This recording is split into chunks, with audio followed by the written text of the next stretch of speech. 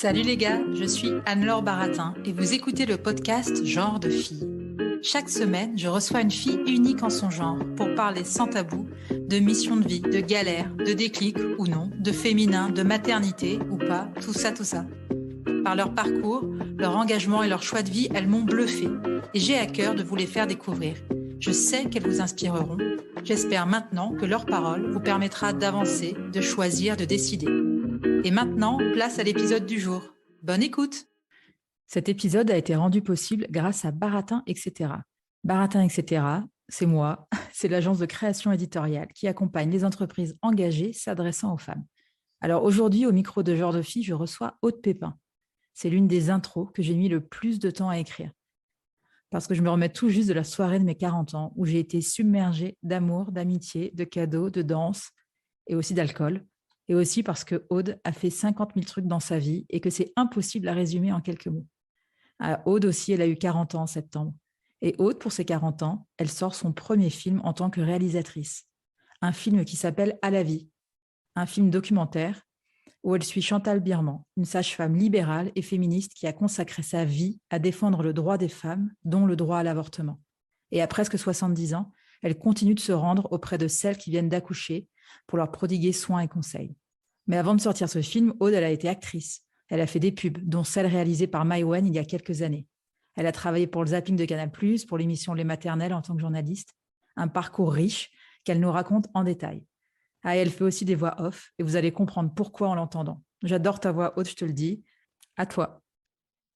Bonjour Aude, je suis ravie de te recevoir au micro de Genre de Fille. Comment vas-tu ? Ça va. Oui. Et toi ? Écoute, ça va. Je suis très contente de te parler et j'ai vu que ton premier film en tant que réalisatrice, qui s'intitule À la vie, va enfin sortir après des mois de report de sortie justement suite au Covid. Comment tu te sens ? Comment je me sens ? Je me sens, bien sûr très excitée parce qu'enfin, on va pouvoir aller rencontrer des femmes parce que moi, toute l'idée de faire ce film, c'était aussi de pouvoir l'accompagner de débats, Ouais. et d'essayer, bien sûr, à ma mesure, mais de pouvoir, alerter, un peu sur cette période qu'est le postpartum et évidemment, sur voilà l'accompagnement, des mères et cetera. Et puis de pouvoir, voilà, rencontrer les gens et d'avoir leurs avis, d'avoir leur témoignage autour de ce moment-là aussi. Donc, Ouais. ça a été beaucoup de comment on pourrait dire, de frustration en fait, de déception, de tristesse, de se dire mais cette parole-là, elle est déjà extrêmement tabou en soi et par-dessus le tabou vient se rajouter une impossibilité, technique, à cette sortie. Et voilà, un film, c'est énormément d'étapes pour arriver à faire un long métrage. On va en parler sûrement après. C'est déjà Oui. le parcours du combattant absolu, surtout pour voilà, des documentaires d'auteurs comme celui-ci, même si on a la chance d'être bien entouré et aidé aussi en France, il faut le dire. Mais voilà, pour avoir ces aides, ça ne se passe pas non plus très facilement. Il faut beaucoup travailler, beaucoup se battre. On est nombreux sur la corde à linge. Et donc, du coup, voilà, là, ça fait du bien de pouvoir enfin voilà, voir ce film exister et puis rencontrer son public, quoi, même si bien sûr que voilà, ça va avec des appréhensions aussi, quoi, mais c'est beaucoup d'excitation et de hâte. D'accord. Et avant qu'on parle en détail du film, que je trouve qu'il a l'air super intéressant, puis c'est aussi un sujet qui me porte beaucoup, j'aimerais qu'on parle de toi et Wikipédia, cette bible de l'information vérifiée et crédible, te présente comme une actrice française de cinéma et de télévision, mais je crois et je sais que tu es plus que ça. Qu'est-ce que tu en penses ? Plus que ça. Je sais pas. Oui, oui, oui, oui. J'ai fait plein d'autres choses dans ma vie. En tout cas, effectivement, j'étais et je suis toujours actrice. Alors aujourd'hui, c'est surtout en faisant des voix, des voix que je suis présente. On me voit moins à l'écran, mais voilà, j'ai été aussi chroniqueuse sur Canal dans différentes émissions, Miss Météo le matin, dans la matinale pendant un petit moment. Ouais. Métier que j'ai absolument détesté, je crois, faire, même Ah, s'il mais y a eu attends, raconte-nous, pourquoi tu as détesté être des Miss Météo ? des grands moments. Bah, j'ai détesté être Miss Météo parce que si tu veux, c'est vraiment le comble de toutes les injonctions, mises dans une seule personne. C'est-à-dire que, il faut être belle. Alors premièrement, hein, quand même, il faut quand même être un petit peu belle, donc on te requinque la gueule pendant 3 heures, le matin. Ouais, Il faut que tu te lèves très tôt pour ressembler à quelque chose, être très bien habillée, mais en plus d'être jolie, il faut quand même que tu sois drôle et que tu te démerdes pour être drôle toute seule sans beaucoup de moyens puisque moi j'étais en direct et que en fait, voilà, j'avais peu d'aide, voilà, je devais pondre 3 sketchs par jour de 2 minutes donc pour, les gens moi j'étais pas autrice à la base, hein, c'est ça qui m'a mis dans ouais. l'écriture. Je peux remercier Canal pour ça, qui m'a témoigné d'une grande confiance, mais à la fois c'était aussi, des gens qui m'ont mis, comme ça, voilà: «Démerde-toi, tiens», tu vois? Et puis tu vas être, voilà, en plus en direct sans filet du tout. Oh là En plus là. d'être intelligente, il faut quand même pas trop l'ouvrir, hein, parce que, il faut faire rire la galerie, mais dès que voilà, mais toujours avec le sourire. Donc si tu veux, voilà, en fait, je me suis rendu compte que j'avais marché dans un système qui me correspondait pas du tout voilà et puis aux sorties de ça, tu t'attends bon, moi, j'étais pas au grand journal, donc j'avais pas l'exposition du grand journal, donc pas les moyens non plus des ambitions que j'avais quelque part en termes de, voilà, de sketch d'invités et cetera. Et en plus de ça, à la sortie, tu te dis: «Bon, peut-être que je vais faire des films un peu intéressants» et bien sûr, bah, comme tu as été dans le rôle de quand même la Miss Météo, bah, au départ, il faut te coltiner un sacré nombre de rôles, quand même très, très, très, très pauvres, en fait, dans ce Ouais. qu'ils ont à proposer. Et quand tu dis non, tu passes, bah, pour une casse-couille, en fait. Tu passes pour celle qui se la pète, qui a pris la grosse tête parce que alors là, tu vois, dès que tu as l'antenne moi, j'ai fait 15 ans de zapping sur Canal, donc j'étais cachée derrière mes écrans. Mais du moment où tu es nommée, autour de toi, ça y est, tu as déjà la grosse tête alors que ça fait un jour, donc je vois pas comment c'est réellement possible. C'est surtout les gens qui changent autour de toi, qui te regardent plus pareil, qui te Ouais. parlent plus pareil. C'est un mélange d'envie, d'admiration et de jalousie. Moi, j'ai beaucoup aussi ressenti ça. Et puis, bah, voilà, tu fais partie de la télé, donc tu l'as un peu la chose des gens, encore plus. Donc un peu comme dans ce film La vie est un long fleuve tranquille, on te crache dessus allègrement, autant qu'on te porte au nu et ni l'un ni l'autre ne sont sains pour une personne, déjà fragile puisque quand on fait ces métiers de la création, bah, c'est souvent qu'on a des en tout cas, on est des gens très sensibles. Alors on n'est pas tous des hypersensibles. Moi, je crois être vraiment particulièrement sensible. Mais voilà, j'ai jamais, eu de plan de carrière particulier. J'ai toujours été de me battre avec ce que j'avais, les armes que j'avais et donc ça a été assez douloureux pour moi, d'autant qu'on m'a un peu foutue à la porte parce que je suis partie en tournage, Ouais. parce que c'était un accord avec Canal et voilà, sans ménagement, sans prendre vraiment le temps de me recevoir, tout ça. Donc ouais, j'en garde un mauvais souvenir et j'étais aussi bien sûr, journaliste à la Maison des maternelles sur France 5. Voilà pour Ah, le je Wikipédia. savais pas du tout. D'accord. Ouais, voilà. En fait, quand on s'est fait, virer par un Bolloré, donc du zapping, Ouais. voilà, j'avais quand même, voilà, de l'expérience depuis 15 ans, mais malgré tout, comme je suis une femme, je crois que c'est pas pour, voilà, mais on a quand même souvent tendance à se remettre quand même en question. J'ai remarqué quand même plus souvent que les hommes, sans vouloir mettre les gens les uns contre les autres, c'est pas du tout, mon discours. Mais en tout cas, j'ai eu le besoin de me former puisque moi, j'étais complètement autodidacte quand je suis rentrée à Canal et donc j'ai passé mon diplôme de journaliste au CFPJ pour les professionnels déjà de l'information, en 3 mois et donc Ouais. je pour ensuite je suis rentrée, à la Maison des maternelles sur France 5 parce que j'avais envie de passer de l'autre côté du miroir, dans le journalisme puisque pendant 15 ans, j'avais observé le travail des journalistes que je trouvais souvent très approximatif et j'ai là aussi compris, pourquoi il y avait des approximations, en étant formée moi-même en tant que journaliste et en rentrant dans des rédactions. Mais ce que tu disais, par rapport à ton expérience, de Miss Météo, même de la télé plus largement, ça me Mmh. fait penser à ce que disait Lorraine Bastide, qui a été au Oui, Grand Journal à un moment et oui, elle non plus, elle a pas du tout aimé et elle non, expliquait que, au-delà du fait que, comme tu disais, on attend de toi que tu aies de la répartie, mais pas trop, en c'est fait, ça. en gros, elle avait l'impression qu'elle servait à rien et qu'elle pouvait rien dire. Elle expliquait, tu passes 3 heures au maquillage, pendant ce temps-là, tu vois personne, alors que tous les mecs, eux, ils réseautent, ils rencontrent du monde, enfin voilà, ça m'a fait penser à ce Ouais, qu'elle avait dit. oui, oui. Oui, bah, complètement, oui, oui. Je pense que quand tu es quelqu'un de libre alors moi je connais pas assez Lorraine, du tout, personnellement Je pour, la connais voilà, pas non plus, mais ça m'avait le marqué cette savoir phrase. si tu veux, mais c'est vrai que quand tu es quelqu'un de libre, tu t'aperçois très vite que tu es, voilà, en fait, bah, c'est-à-dire que Canal, on n'était pas muselés, hein. En tout cas, moi, à l'antenne, j'avais quand même une grande liberté, ça, faut le dire. Mais effectivement, une liberté, qui s'arrêtait à, ma condition qui était, celle de Miss Météo. Voilà, Ouais. et il fallait pas que je déborde trop. Sur le réseautage, alors moi, là-dessus, moi j'ai été enfermée pendant 15 ans au zapping, devant mes écrans. J'ai passé 15 ans à Canal et à la fin, je ne connaissais pas grand monde à Canal parce que moi j'y allais pour, voilà, pour travailler et voilà, je faisais mon travail comme une petite, Petite fourmi. voilà, fourmi. Et voilà, le réseau, si tu veux, je m'en foutais un peu moi, mais ça c'est pas bien, hein, sûrement, hein, c'est pas comme ça qu'on avance, en tout cas qu'on arrive à peut-être faire changer les choses parce qu'on n'atteint pas les sphères de pouvoir, totalement, c'est Bah sûr. non, je sais pas. Tu vois, là, j'avais une invitée du podcast, Rebecca Fitoussi, qui est journaliste à Public Sénat et qui d'ailleurs, elle, Oui, enfin, qui reste chez Public Sénat, mais qui passe à la section documentaire. Et elle, d'accord. quand je l'ai interviewée, elle assumait le côté de dire, moi, j'ai jamais su réseauter. Ouais.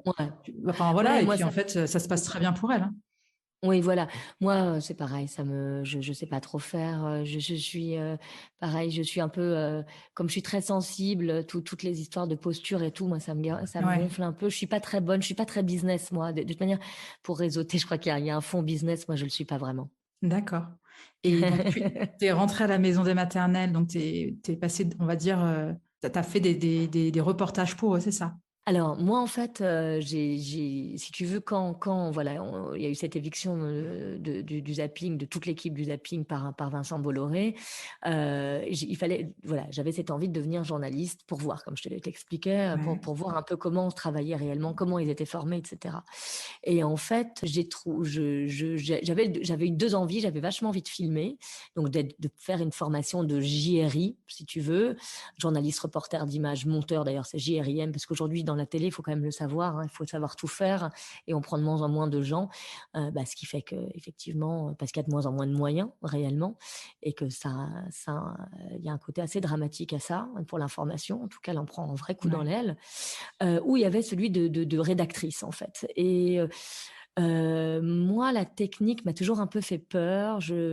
Voilà, et du coup, je me suis dit bon, et comme j'avais écrit un court métrage de fiction, que voilà, je m'étais déjà penchée vers l'écrit, voilà, en tant que Miss Météo, j'avais aussi dû écrire mes sketchs et tout. Je me suis dit bon, continue à renforcer l'écrit et puis la technique, tu te formeras plus tard. Et donc là-bas, je me suis retrouvée stagiaire en fait à nouveau parce que pour valider mon diplôme de journaliste, il fallait que j'ai un stage.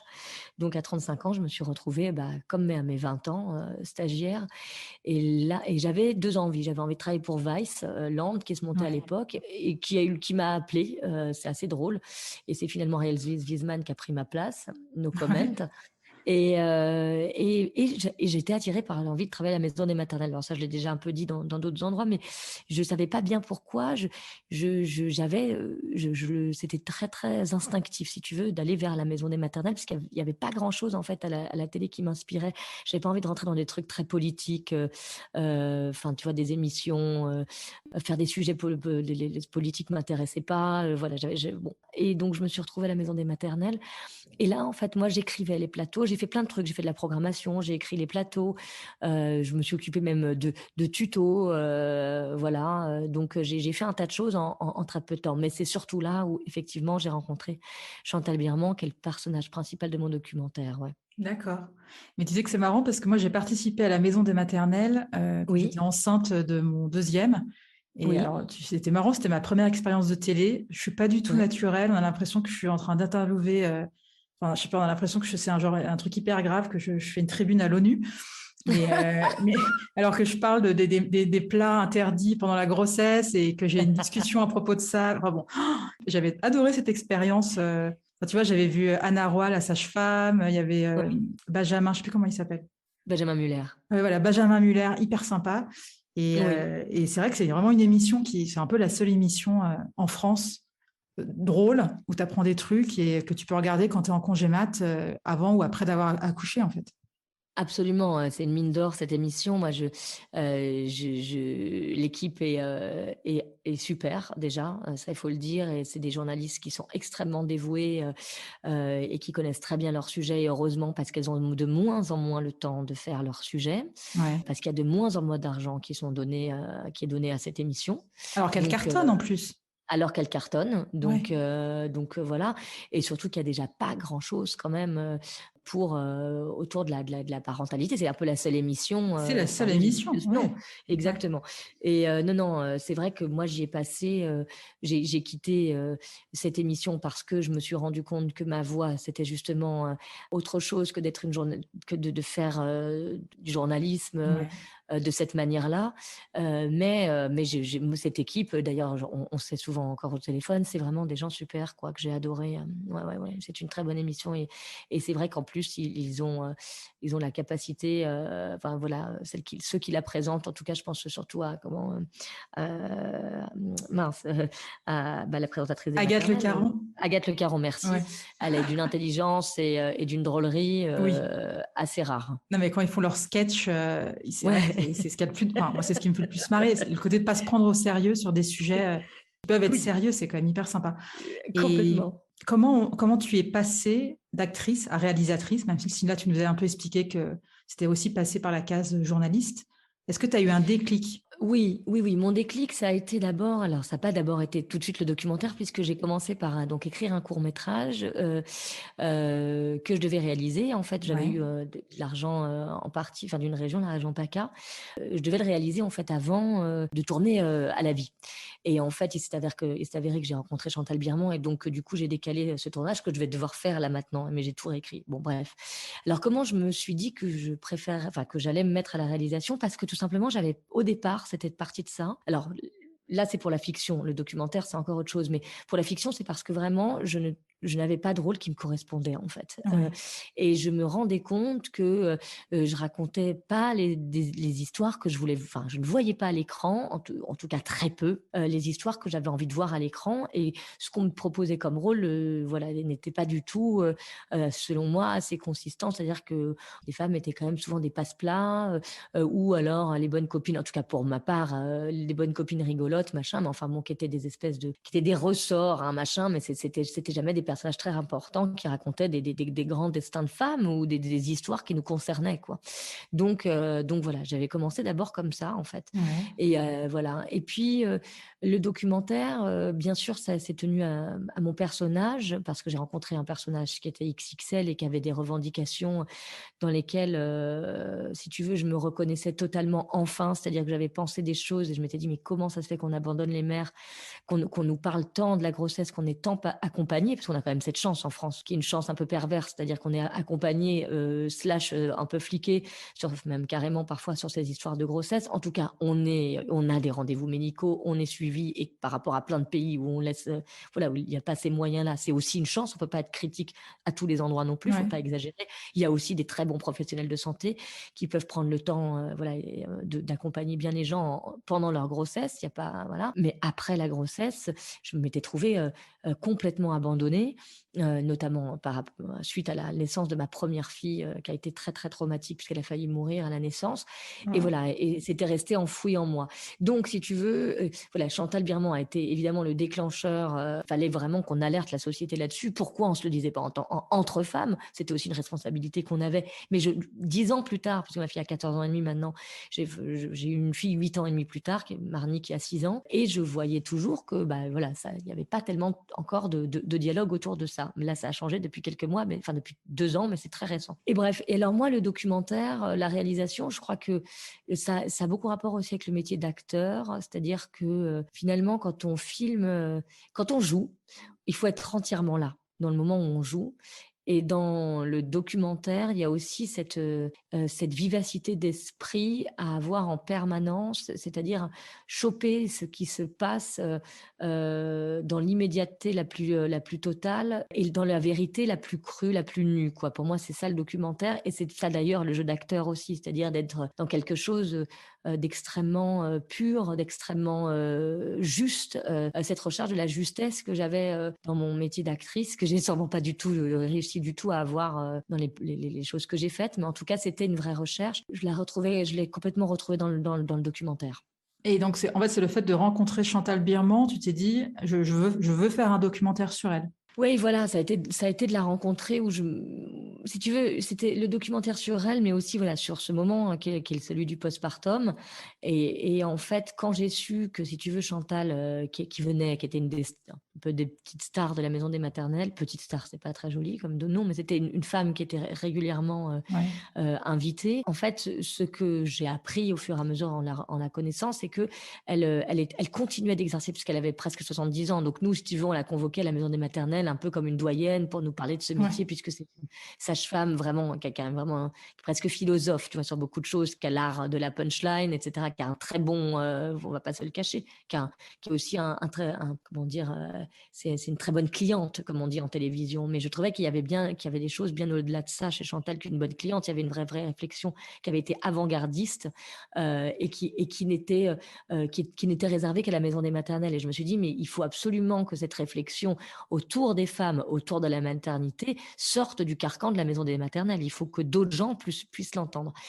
Mais ça ne fait pas cinéma. Ça ne fait pas un geste de cinéma. Et du coup, quand j'ai appris que elle continuait d'exercer dans le 93, dans l'endroit précis où moi, je venais de vendre la seule petite maison que je m'étais achetée dans ma vie. Je m'étais acheté une maison à Romainville et c'était un gros deuil pour moi de vendre cette maison. Et je me suis rendu compte qu'elle continuait en fait en PRADO, c'est-à-dire en programme de raccompagnement à domicile du patient hospitalisé, d'accompagner les familles après le retour à la maternité. Et elle m'a dit, moi, ce que j'y vois, c'est plus grand que tout ce que tu peux imaginer.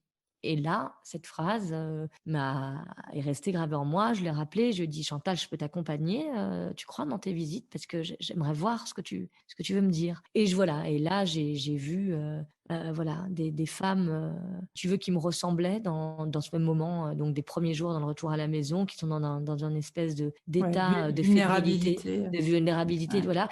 Et je me suis rendu compte que donc c'était bien le cas de 90%, même j'aurais dit presque 100% des femmes. Certaines le montrent, d'autres le montrent pas. Certaines le conscientisent, d'autres le conscientisent pas.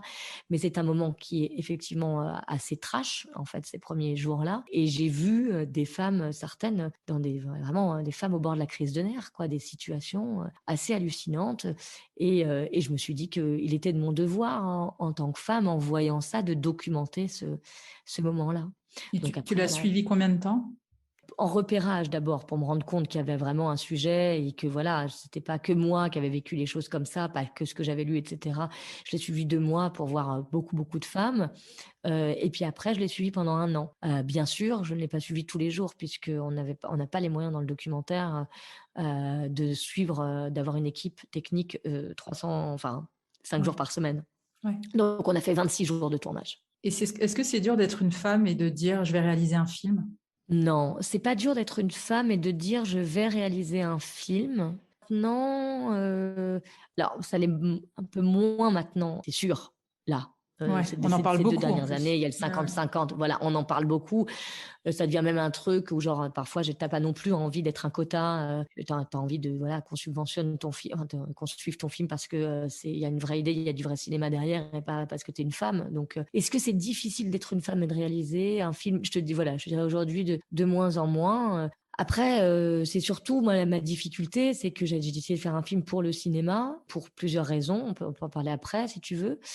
Et pas pour les plateformes, ni pour la télé dans un premier temps, même si j'espère qu'il sera après diffusé en télé sur les plateformes, parce que il faut qu'il soit vu, que ce que raconte Chantal Birman, pour moi, soit vu le plus possible, quelque part. Il ne s'agit pas de moi, là, mais vraiment de ce sujet-là. Mais là, la difficulté, moi, dans mon cas, c'était de me retrouver face aux aides cinéma, puisque du coup, en face de moi, j'avais un Olivier Assayas, j'avais dans les commissions les grands réalisateurs et réalisatrices de cinéma.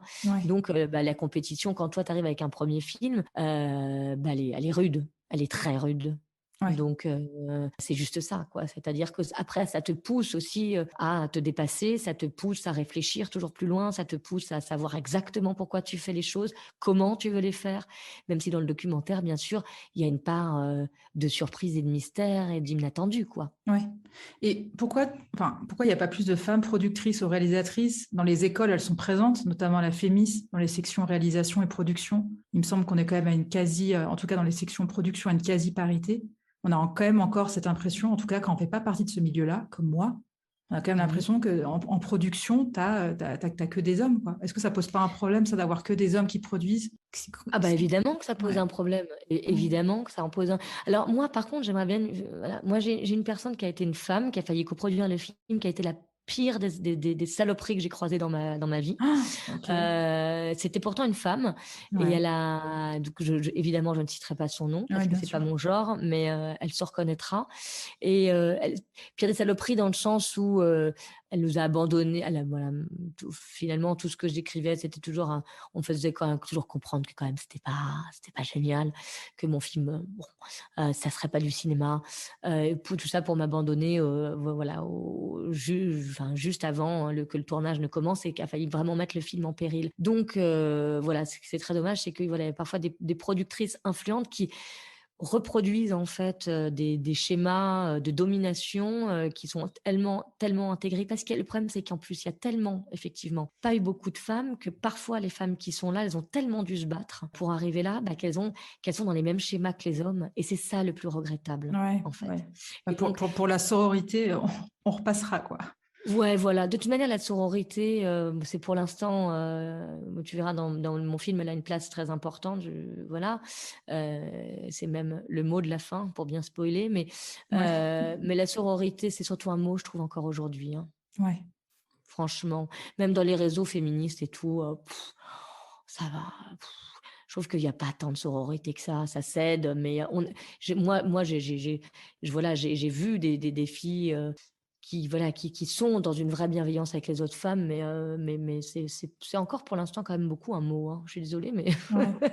Ouais, je pense qu'il y a beaucoup de plus reproduction qu'une pratique. Ouais. Ouais, ouais. Donc voilà, donc bien sûr, en tout cas, qu'il faut absolument des productrices, mais en fait, c'est-à-dire que plus justement il y aura de place, moi je parle plutôt de ça, c'est-à-dire que plus effectivement il y aura de place pour les femmes, moins elles auront à reproduire, en tout cas, ces comportements de domination masculin et d'écrasement des autres, et plus là on aura réussi quelque chose, Ouais. je trouve.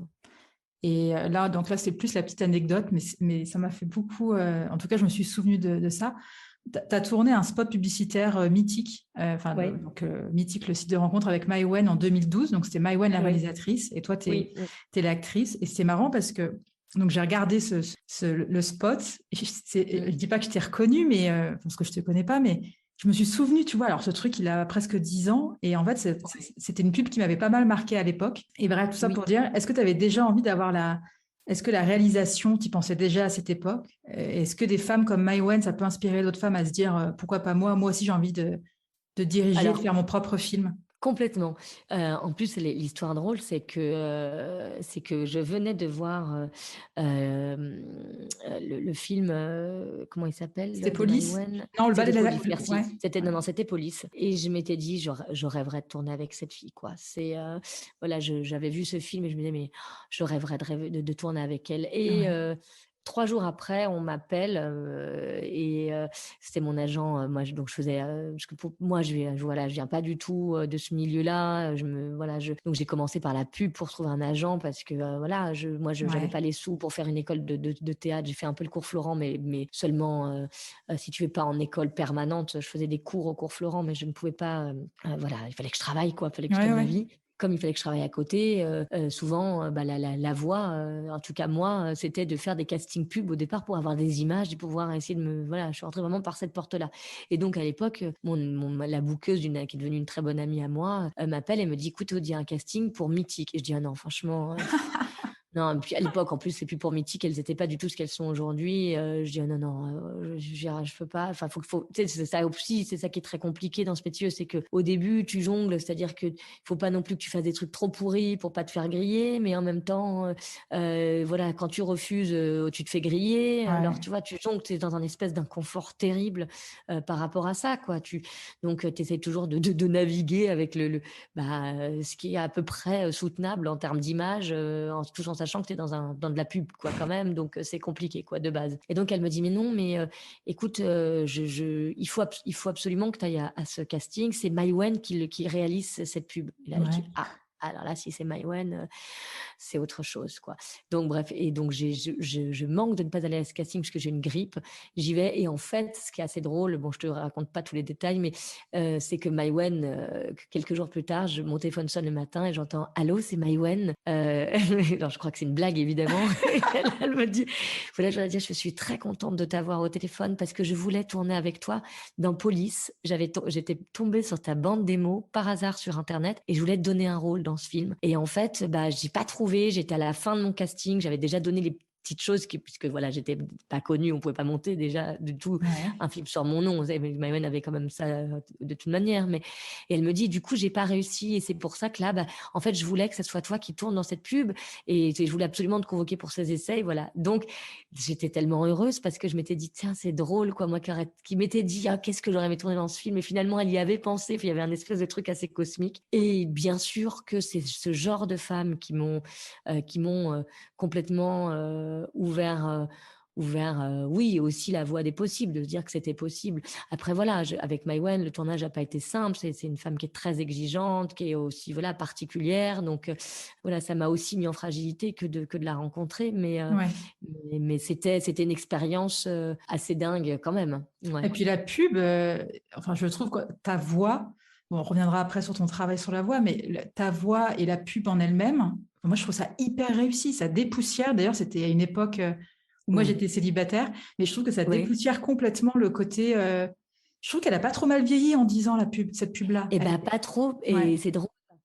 Justement, en fait, son coup de maître à Maïwenn, quelque part, c'est-à-dire que moi, maintenant, qui fais donc beaucoup de voix de pub pour gagner ma vie et pour pouvoir être libre par ailleurs et avoir du temps pour justement bah, faire ce que j'ai fait, souvent, le grand mot de la pub, c'est un peu le slogan, le sourire, c'est sympa, quoi. C'est-à-dire que tu ouais, dois tout le temps parler comme si tu souriais en permanence.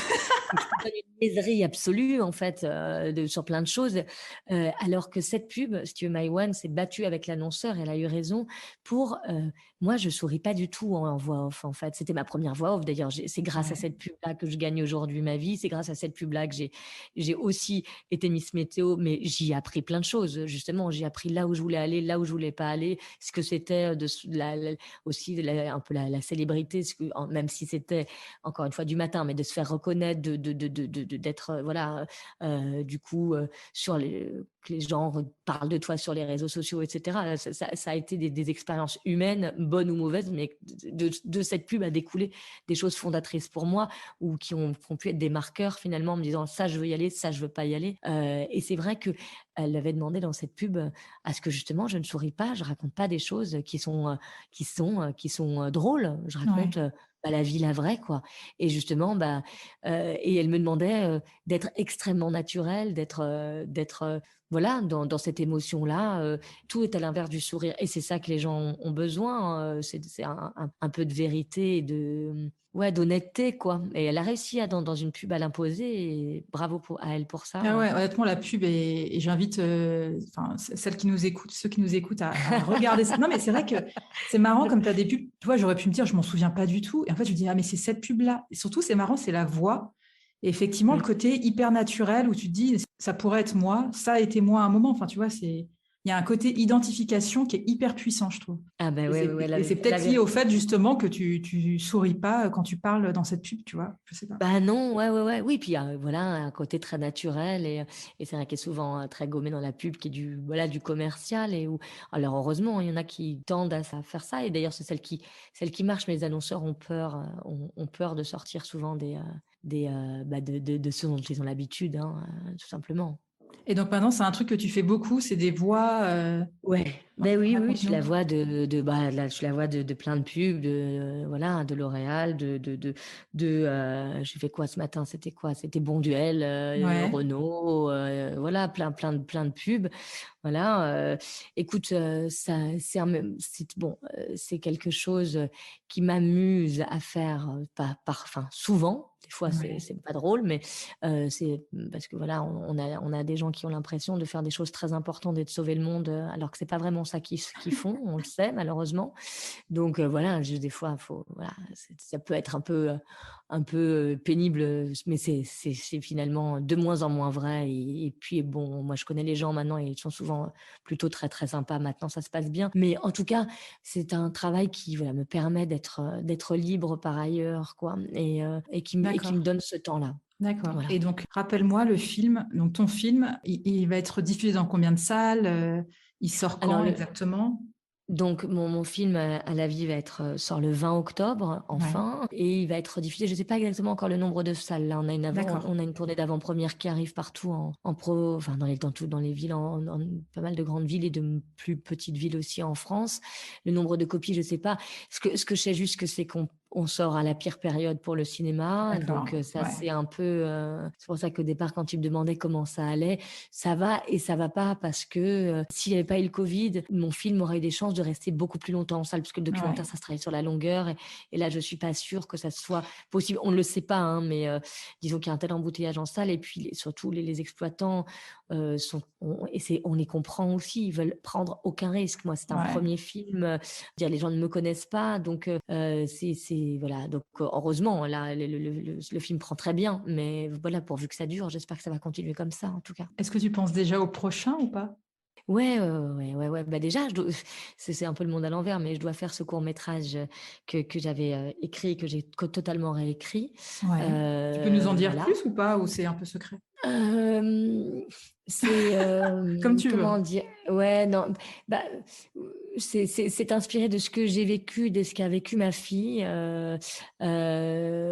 voilà, à l'école, et en dehors, sur, les amitiés, et les Toxique? entraînements à la oui, mais aussi les premières découvertes, bah, du désir en fait, Ouais. et donc l'entraînement avec ses copines sur ce désir-là et cetera.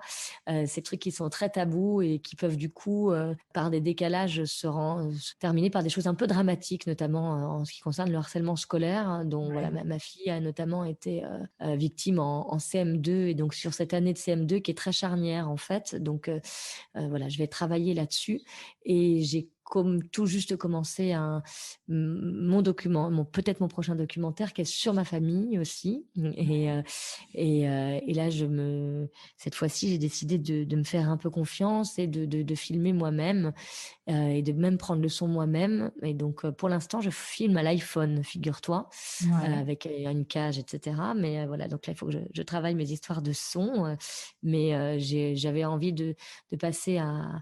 Là, j'ai travaillé avec deux grands chefs opérateurs pour mon long métrage documentaire et j'ai eu beaucoup de chance. Mais c'est vrai que ça met quelqu'un d'autre entre eux, même si tu verras, parce que j'ai l'impression que tu n'as pas vu du coup à la vie, toi, c'est ça? Mais non, je l'ai Tu l'as pas pas vu, encore mais vu. pas encore. Voilà, voilà. Donc, mais même si on ne voit pas qu'il y a quelqu'un entre finalement les femmes que je filme et moi, je veux dire, il y a vraiment on filme des choses, on peut pas s'imaginer qu'il y a des gens dans cette pièce quelque Ouais. part, mais ça te met une personne de plus entre toi et ton sujet. Et donc là, j'ai décidé d'essayer comme ça. Mais voilà, je sais pas jusqu'où ça ira. Voilà. Et après avoir réalisé à la vie, qu'est-ce que ça a Mmh. changé chez toi dans ta vision de la maternité? Alors, dans ma vision de la maternité, pas grand-chose puisque, justement, l'idée quand on fait un documentaire, c'est aussi quelque part, comment? Je dirais pas que c'est pas le film qui a changé, c'est pas de réaliser qui a changé quelque chose, Ouais. de la maternité sur mon idée de la maternité. C'est que juste ça m'a confortée dans le fait que, effectivement, il était nécessaire de davantage parler de ces voilà, de ces premiers moments, avec le bébé, et de cette difficulté, bah, voilà, à se retrouver, seule face à ce nouvel être et des difficultés ensuite qui en découlaient, voilà, de fait que les femmes soient laissées quand même très seules avec beaucoup de choses à gérer en fait. fait, à la fois des carrières. On demande aux femmes des choses impossibles aujourd'hui, quoi, clairement. Il y a de quoi devenir taré. Moi, voilà, la dépression du postpartum, c'est la deuxième cause de mortalité des femmes chez la mère, Ouais, j'ai chez vu la ça. jeune mère. Donc voilà, c'est des choses qui sont très très graves en fait, réellement, quoi. Alors, on va passer aux D'accord. questions de la fin. Qu'est-ce qui t'anime, Aude? Qu'est-ce qui m'anime? Mm. C'est une bonne question là, attends, parce qu'en plus moi, tu sais, je suis obligée c'est pas pour, faire de revenir sans arrêt sur le film, mais en tout cas, c'est d'essayer de faire changer les choses, sur ce moment-là de la vie, ça m'anime.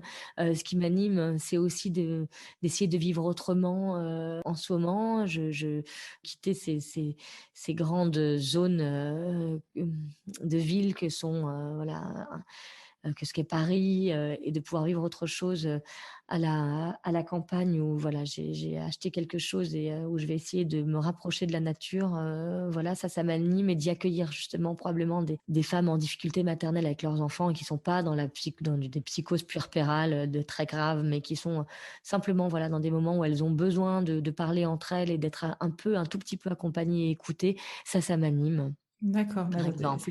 t'étais bien animée, hein. Là, je peux te dire que... Et maintenant, un peu le contraire, qu'est-ce qui te met en colère ou peut t'agacer? Alors, qu'est-ce qui me met en colère? Bah, alors là, en ce moment, mais ça fait des années, mais il y a plein de choses qui me mettent en colère.